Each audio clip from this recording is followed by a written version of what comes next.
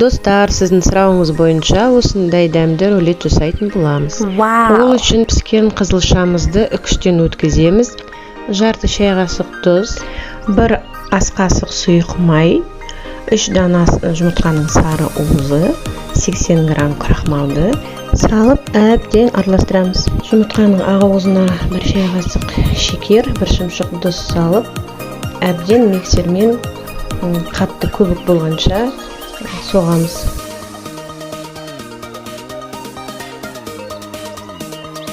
Көбігімізді жаңағы қызылшамызға 3 бөліп салып, әбден араластырамыз.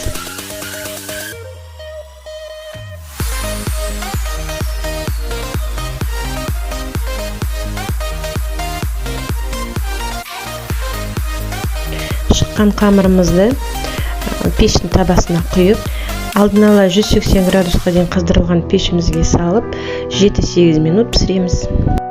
Табаға төсейтін қағазымыз міндетті түрде тегіс болуға тиіс.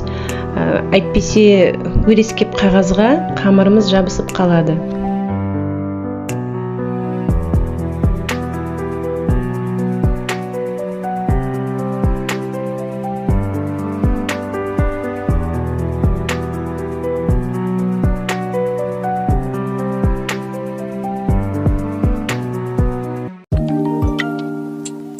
Дайын бисквитімізді сәл ғана суытамыз да, бетіне лимон шырынын қосқан ірімшігімізді жағып тастаймыз. Ірімшіктің бетіне бисквиттің шетінен бастап, майшабақтың етін төсеп, бисквитімізді домалатамыз. Дайын рулетімізді жабысқақ пленкеге ораймыз да, тон аздықшқа 4-5 сағатқа қоямыз.